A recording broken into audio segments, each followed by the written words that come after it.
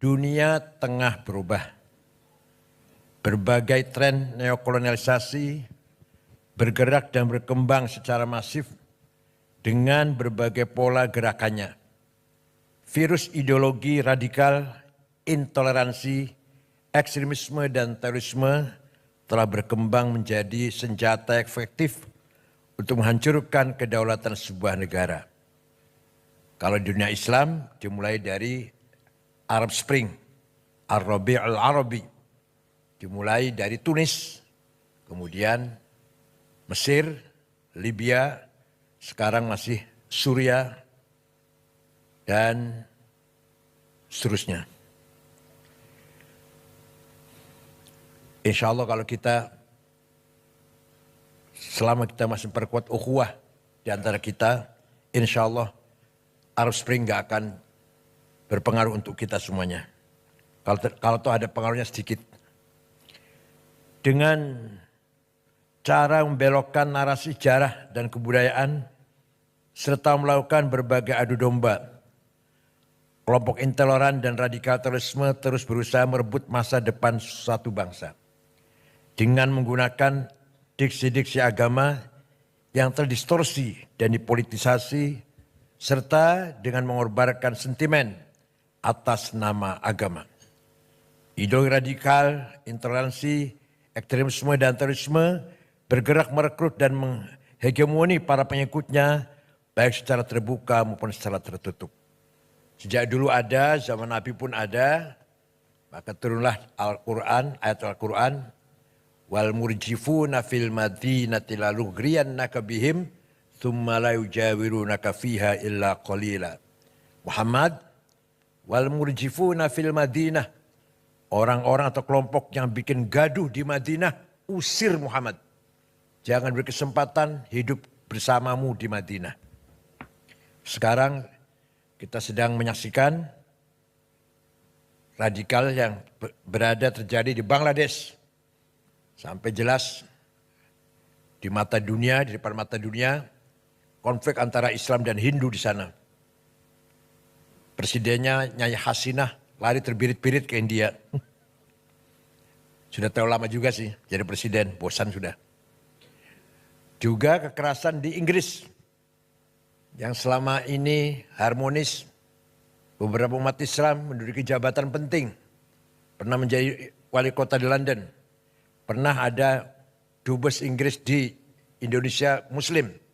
Namanya siapa? Abdul Azim namanya. Dah. Periode 5 tahun yang lalu ya. Sekarang sedang bergejolak. Kekerasan terjadi di Inggris, terutama di London, antara umat Islam dan Muslim. Jelas pasti ada yang mengadu domba. Fenomena pembubaran Jamaah Islamiyah dan keberadaan teroris attack merupakan pertanda lahirnya babak baru penyebar luasan ideologi radikal, intoleransi, ekstremisme dan terorisme yang bergerak masif secara terselubung dan undercover. Menurunnya indeks potensi radikalisme bukan pertanda perang terhadap gerakan dan paham radikal terorisme berakhir. Kelompok intoleran dan radikal terorisme kini tengah menyusup, bergerak senyap dan mengkonsolidasikan kekuatannya dengan strategi infiltrasi dan akuisisi di semua sektor kehidupan sosial, ekonomi, politik, kebudayaan, kesehatan, pendidikan, pertahanan dan keamanan. Mereka tengah berusaha merebut dan mengambil alih kepemimpinan di semua sektor dan menguasai seluruh sumber daya yang ada di negeri kita ini. Kebanyakan mereka menyusup di perguruan tinggi umum, bukan agama, bukan. ITB, IPB, ITS, Undip, yang nanti alumninya akan menduduki kedudukan penting di Telkom, PLN, Pertamina. Mereka mengkaji buku namanya Ma'alim fit Thoriq yang ditulis oleh Said Qutb, yang isinya semua yang datang dari luar Islam masuk golongan atau kategori jahiliyah. Kalau jahiliyah harus kita perangi. termasuk nasionalisme ada jahiliyah. Pancasila jahiliyah. Undang-Undang Dasar 45 jahiliyah. DPR tauhid. Pemerintah ini kafir. Harus kita perangi. Itu doktrin kelompok tarbiyah yang ada di mana-mana. Bahkan di pengajian-pengajian keluarga, ibu-ibu, istri-istri, polisi, tentara di perumahan-perumahan. Bahkan mereka khutbah di kantor-kantor pemerintah malah isinya mengkafir-kafirkan pemerintah. Padahal khutbahnya di BUMN padahal.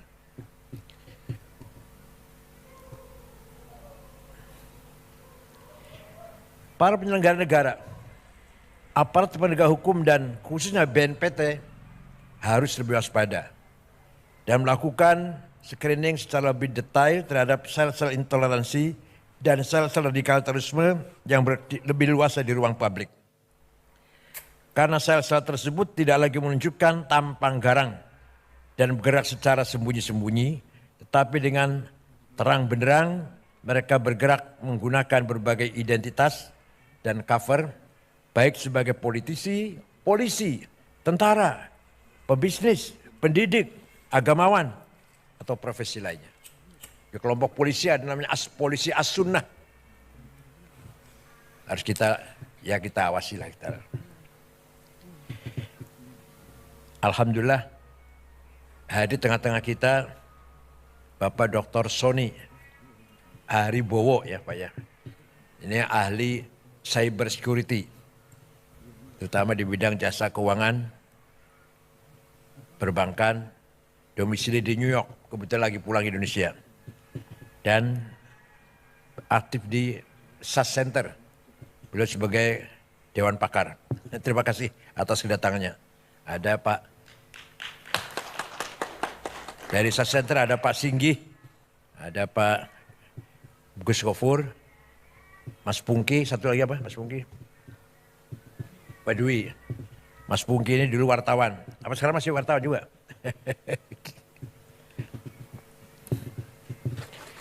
Tsunami digital dan lompatan teknologi yang masif menjadikan dunia semakin tanpa batas. Kecepatan informasi yang tidak mudah dibendung menjadi peluang bagi kelompok intoleran dan kelompok radikal terorisme untuk menyebarluaskan paham dan nilai-nilainya secara terbuka dan pengaruhi alam bawah sadar generasi digital. Sosial media dan berbagai platform lainnya dapat menjadi alat propaganda efektif bagi kelompok radikal untuk menciptakan kondisi chaos dan disharmoni di tengah-tengah masyarakat. Sangat banyak. Di TV pun masih ada penceramah yang mengarah pada radikalisme. Yang kita tonton tiap pagi. Begitu di radio. Seperti TV-TV Ar-Roja, Arisalah, Al-Wisol, masih banyak lagi. Antara lain saja itu.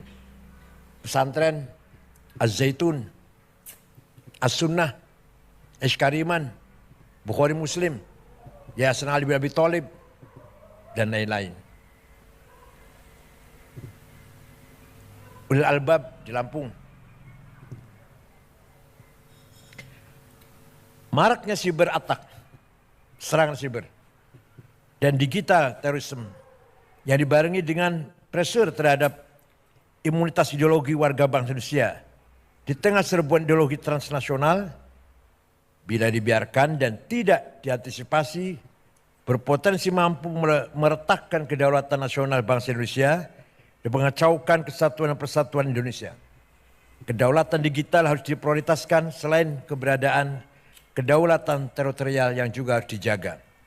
Penguasaan terhadap teknologi dan infrastruktur digital secara mandiri, keberadaan regulasi yang tepat, dan pengembangan talenta digital memadai, serta upaya literasi digital harus terus didorong dan difasilitasi agar seluruh stakeholder bangsa dapat menjadi ujung tombak penjaga kedaulatan digital Indonesia. Di DPR ini pernah dibahas nggak Pak Anwar Sanusi? Pak Anwar Sanusi Di DPR dibahas nggak?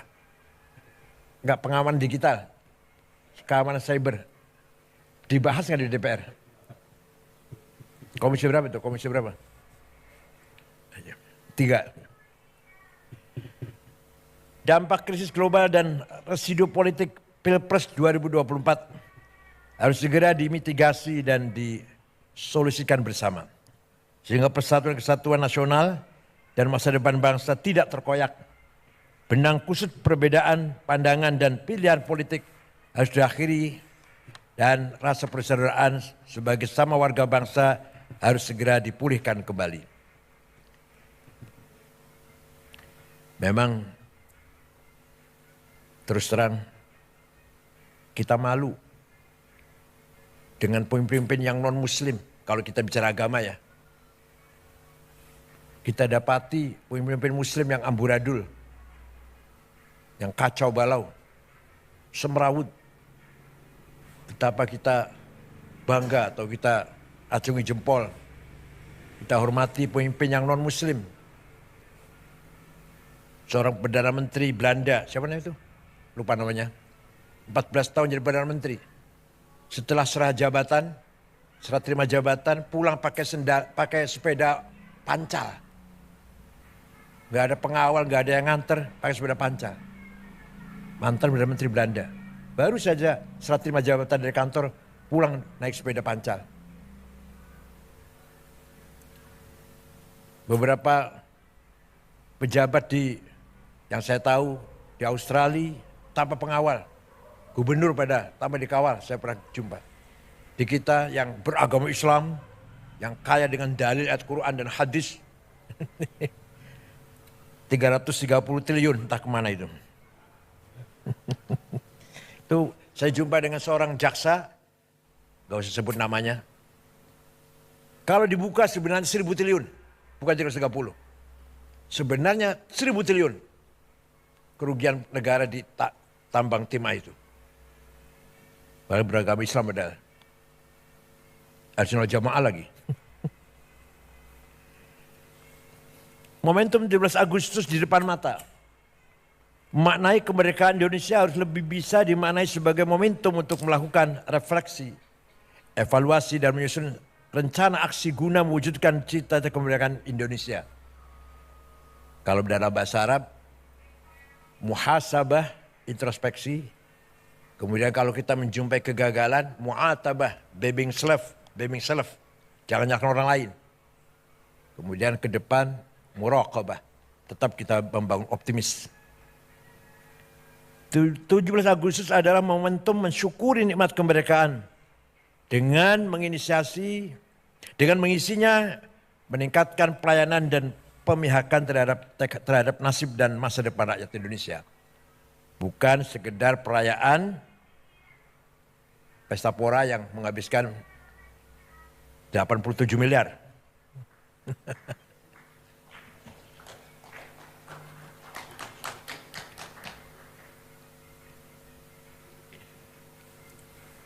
Demikian halnya peringatan kemerdekaan dengan pernak-perniknya seharusnya wajib menjaga harmoni keberagaman dan menjaga perbedaan keyakinan, bukan sebaliknya seolah menjadi ajang penyelarasan dengan tekanan tertentu untuk menanggalkan kewajiban agama. Di sini dibutuhkan kelompok yang betul-betul mengawal moral bangsa. Baik dari ulama Islam maupun dari para agamawan, agama-agama yang lain. Al-Quran jelas sekali. Wala tasubbul ladzina yad'una min dunillah fayasubbul 'adwan bighairi 'ilm. Kadzalika zayyana likulli ummatin 'amalahum. Kamu jangan mencaci maki non-muslim. Jangan caci maki orang yang tidak menyembah Allah. Jelas sekali Quran itu. Karena masing-masing kelompok umat mempunyai kebanggaannya masing-masing. Tidak boleh kita saling mencaci maki, harus kita hormati. Wala tasubbul ladzina yad'una min dunillah. Jangan menghina orang yang tidak menyembah Allah. Bapak sekalian, Kelompok intoleran dan kelompok radikal terorisme hingga kini masih seringkali memanfaatkan rumah-rumah ibadah, majelis-majelis taklim dan pusat-pusat kegiatan keagamaan di lingkungan pemerintahan, BUMN yang masih terlalu longgar untuk menjadi wahana persemaian ideologi dan penyebarluasan gagasan kekerasan dan anti moderasi agama. Karena di Jakarta itu sholat Jumat sangat banyak. Stok khotib kurang. Asal mulanya itu. Jadi khutbah khotib seadanya. Masjid banyak, kantor-kantor Jumatan. Masjid-masjid di masyarakat sangat banyak. Yang mampu khutbah kekurangan. Jadi stok khotib yang kurang. Akhirnya seadanya khotib. Asal bisa ngomong. Maka naiklah ke panggung-panggung khutbah Jumat.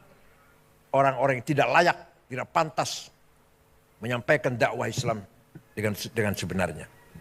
Dalam khutbah mencaci maki, tidak sah itu khutbahnya. Kalau ukuran kitab Fathul Mu'in, Fathul Qarib nggak sah. Nyebut nama aja nggak sah. Kalau khutbah mencaci maki orang, dia menyebut nama, sudah tidak sah itu. Kalau mau ceramah, kalau mau menyebut nama, di luar khutbah. Ceramah biasa. Kalau dalam khutbah, 2 khutbah itu mengganti 2 rakaat salat zuhur. Sangat suci, sangat sakral khutbah Jumat itu.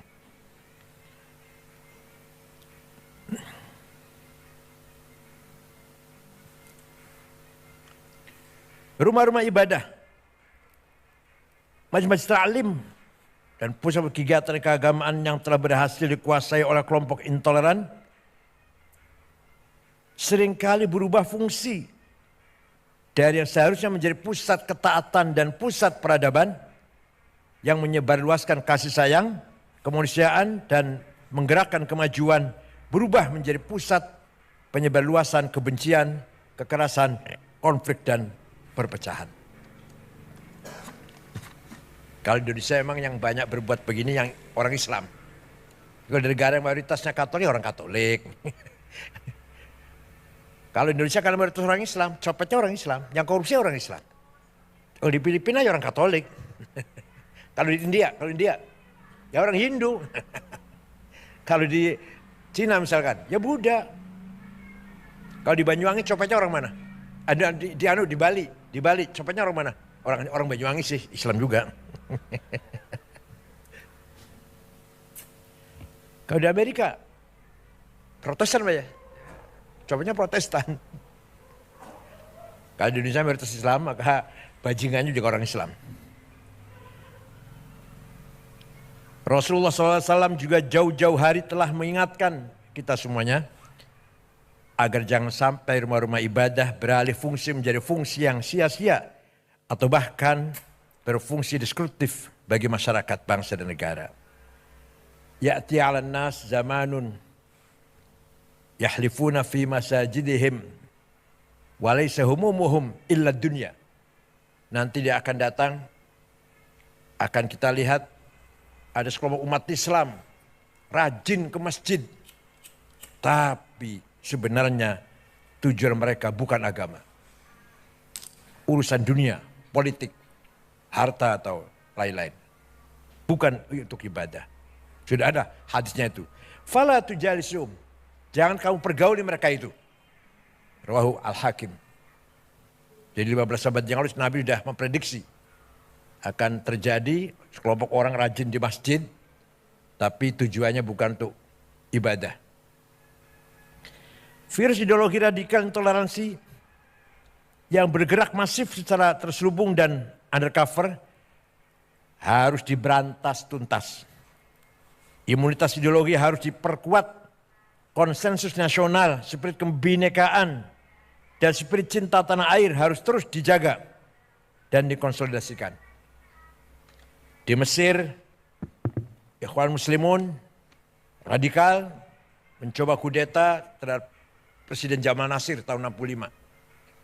Gagal, pemimpinnya digantung, Said Qutb, Ashmawi, Zaki Muhandis, Umar Tilimsani, Hussein Hudaybi, digantung di Medan Tahrir, Tahrir Square. Ikhwan dilarang, tapi muncul lebih radikal lagi. Jamaah Takfir wal Hijrah. tahun 69. Dibentuk oleh seorang bernama Syukri Ahmad Mustafa yang mengkafirkan seluruh orang. Semua orang kafir, termasuk Grand Sheikh Al-Azhar. Itu yang membunuh Presiden Muhammad Anwar Sadat tahun 81, membunuh Menteri Wakaf Haji dan Wakaf Husain Az-Zahabi, membunuh wartawan senior Yusuf Sibai. Kemudian Hosni Mubarak memberangus mereka. Ternyata tidak habis, nggak bisa habis. Kebanyakan mereka sembunyi di gunung-gunung Sinai, antara lain namanya Ayman Al-Zawahiri. Kemudian pergi ke Afghanistan, jumpa dengan Usama bin Laden dari Saudi, bergabung jadi satu mendirikan Al-Qaeda. Dari Mesir namanya Ayman Al-Zawahiri. Kalau ISIS didirikan oleh seorang remaja umur 22 tahun dari Jordan namanya Mus'ab Zarqawi. Yang jelas 1000% made in Tel Aviv. Kalau ISIS. Kalau Al-Qaeda enggak, bukan made in Tel Aviv. Al-Qaeda made in Afghanistan. Kalau ISIS, Mus'ab Zarqawi memang domisili di Tel Aviv, anak Jordan. Kemudian terbunuh, diteruskan oleh Abu Bakar Al-Baghdadi. Yang nama aslinya Awad bin Ibrahim Al-Badri. Sudah terbunuh juga sudah. Rasulullah juga bersabda pula, "Sakhruju min did hadzal rajul qaumun yatlun al-Qur'an wa la yajawizu halaqi ma hum syarh khalqa wal khaliqah." Akan muncul dari umatku orang yang membaca Quran tapi tidak melewati tenggorokannya, artinya tidak paham. Letterlek, hitam putih. Mereka adalah syarh khalqi, sejelek-jelek manusia, wal khaliqah, bahkan lebih jelek daripada binatang. Lastu minhum wa laysu minna. Saya tidak termasuk mereka, mereka tidak termasuk golonganku. Rawahu Muslim. Melalui momentum izinkan LPUI dan LPOK mengajak semua pihak dan mengundang semua tim pemerintahan yang baru untuk bersama-sama menyusun roadmap pembangunan Indonesia yang melibatkan seluruh stakeholder bangsa dan membangun konsensus nasional untuk masa depan Indonesia yang lebih baik. Agar ke depan blubuk pembangunan bukan hanya menjadi domain penyelenggara negara, tapi menjadi domain semua pihak untuk kemajuan bersama. LPOI, LPOK siap menjadi konsolidator diplomasi dunia Islam di kancah internasional, sekaligus menjadi orkestrator harmoni pembangunan nasional untuk kebaikan bersama. Akhirnya soliditas dan sinergitas seluruh stakeholder bangsa, state, private sektor, pers, akademi, dan civil society untuk memajukan kehidupan kebangsaan Indonesia harus terus disegerakan agar melahirkan irama indah dan gerakan yang harmonis bagi masa depan Indonesia yang lebih baik. Itulah yang dinamakan Madinah. Nabi Muhammad tidak pernah mendeklarkan negara agama, negara Islam, enggak pernah. Tidak pernah mendeklarkan negara Arab, negara Madinah yang di dalamnya Muslim dan non-Muslim, Arab dan non-Arab, yang Islam pendatang dan pribumi, diberlakukan sama hak dan kewajibannya. Maka negara yang dibangun Nabi Muhammad adalah Madinah, bukan negara Islam, bukan negara Arab. Seperti Indonesia. Indonesia bukan negara agama dan bukan negara suku. Indonesia yang terdapat 6 agama, itu yang resmi. Yang tercatat Pak Catur. Yang tercatat masih banyak lagi. Agama kita ini. Indonesia bukan negara agama dan bukan negara suku. Indonesia yang terdapat 6 agama, itu yang resmi. Yang tercatat Pak Catur. Yang tercatat masih banyak lagi. Agama kita ini. Darmo Gandul, Gotoloco, Sambelun, Subud, Parpalin, Kaharingan, Kapitayan, Karuhunan, Sunda Wiwitan, Pedayakan. Waduh, masih banyak lagi agama, ada 200 barangkali tradisinya. Nyuwun sewu Jogja kata nggih. Di Jogja banyak, di Jawa Tengah. Yang formal, yang resmi aja 6 agama: Islam, Katolik, Kristen, Hindu, Buddha, Konghucu. Bukan bukan negara agama Indonesia ini. Bukan negara suku, bukan negara Jawa, Sunda, Batak, Dayak, Madura, bukan. Indonesia yang di dalamnya ratusan suku. Berapa? 400 ya? Lebih suku ya? 400 lebih suku dan 1000 lebih bahasa. Yang harus kita jaga bersama. Kebinekaan harus kita jaga bersama. Nabi Muhammad ketika menerima tamu Kristen Najran dihormati, kemudian Nabi mengatakan, "Qul inna au iyyakum la'ala hudan au fi dhalalim mubin." Ayo kita duduk bersama, bincang-bincang, entah aku atau Anda yang benar. Coba, gak mengatakan saya benar kamu salah goblok, enggak gitu, enggak. Ini orang yang mengaku keturunannya ini, mulutnya kotor banget. Padahal ngakunya keturunannya Nabi Muhammad. Nabi dulu, mari kita duduk bersama, ayo kita bincang-bincang. Inna kami au iyakum atau Anda. Atau inna au iyakum, kami atau Anda. La'ala hudan, yang benar. Au fi dhalalim bin, atau yang tidak benar. Ayo kita ngomong-ngomong. Itulah sikap Nabi Muhammad ketika menerima tamu Nasrani Najran. Dan ketika Raja Ethiopia, Najasyi, meninggal dunia beragama ortodok, Nabi Muhammad salat gaib. Mengajak para sahabatnya salat gaib. Menyalati kematian Raja Ethiopia yang ortodok. Ketika ada jenazah lewat, Nabi berdiri. Sahabat mengasih tahu, itu jenazah Yahudi Rasulullah. Iya, saya tahu. Itu yang lewat ini jenazah Yahudi, saya tahu. Tapi mari kita hormati orang yang akan menghadap Tuhan. Itulah contoh-contoh yang sangat luar biasa dari akhlak yang mulia dari Rasulullah SAW. Kenapa kita umatnya amburadul, carut marut, gak karu-karuan. Terutama di Indonesia ini yang jauh dari nilai-nilai akhlak Rasulullah SAW. Bahkan yang mengaku keturunannya mulutnya kotor, caci maki sana sini. Saya mengatakan satu orang Habib yang bodoh lebih mulia daripada 70 kiai orang Jawa. Itu kan ngomong gak benar itu. Habib walaupun zina, walaupun minum arak, pasti masuk surga. Ini walhasil mereka ini menganggap diri mereka super. Kiai-kiai Jawa ini yang bukan Habib di bawah mereka. Ini bertentangan dengan Quran dan bertentangan dengan Rasulullah sendiri. Inna akramakum indallahi atqakum. Yang mulia di mata Allah adalah yang paling bertakwa. Tidak pandang turunan siapa. Saya kira itu, mohon maaf kalau terlalu panjang. Mudah-mudahan pertemuan ini menambahkan khazanah perbendaraan peradaban kita. Selamat datang Pak Sony, dan insya Allah kedatangan Pak Sony akan bermanfaat untuk kemajuan LPUI dan LPOK. Terima kasih. Syukran wa dumtum fil khairi barakati wan najah.